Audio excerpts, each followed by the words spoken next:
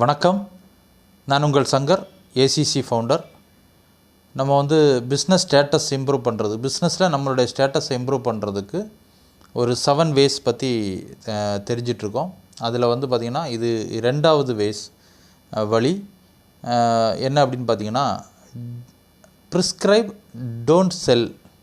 அதாவது எந்த விஷயம் நீங்கள் எது கொடுக்கணும்னு உங்கள் பிஸ்னஸில் கஸ்டமருக்கு நீங்கள் என்ன கொடுக்கணுன்னா இருந்தாலும் சரி, கஸ்டமராக இருந்தாலும் சரி, உங்களுடைய பிஸ்னஸில் பார்ட்னர்ஸாக யாராக இருந்தாலும் சரி, ப்ரிஸ்கிரைப் பண்ணுங்கள்.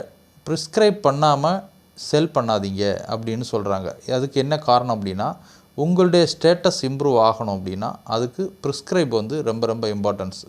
எக்ஸாம்பிள் பார்த்திங்கன்னா, ஒரு டாக்டர்ஸ் எடுத்திங்கன்னா, டாக்டர்ஸ் வந்து பார்த்திங்கன்னா அவங்களுடைய லெட்டர் போர்டில் பார்த்திங்கன்னா அவங்க பர்ஃபெக்டாக என்ன பண்ணுவாங்க, இந்த நோய்க்கு இந்த மருந்து சாப்பிட்டா குணமாகும் அப்படின்னு பர்ஃபெக்டாக என்ன பண்ணுவாங்கன்னா அந்த ப்ரிஸ்கிரைப் பண்ணுவாங்க. அந்த ப்ரிஸ்கிரைபுடைய பண்ணுறதுனால அந்த டாக்டர்ஸுக்கு வந்து ஸ்டேட்டஸ் வந்து இம்ப்ரூவ் ஆகுது. அதுக்கு காரணம் வந்து பார்த்திங்கன்னா, எதுவுமே நம்ம வந்து டைரெக்டாக அப்ரோச் பண்ணாமல் அதை வந்து ஒரு வேல்யூபிளாக அப்ரோச் பண்ணுறதுக்கு இந்த ப்ரிஸ்கிரிப்ஷன் வந்து ரொம்ப ரொம்ப யூஸ்ஃபுல்லாக இருக்கும். அப்போது உங்கள் பிஸ்னஸில் உங்களுடைய ஸ்டேட்டஸ் இம்ப்ரூவ் பண்ணுறதுக்கு 2வது வழி prescribe don't sell. Okay, thank you.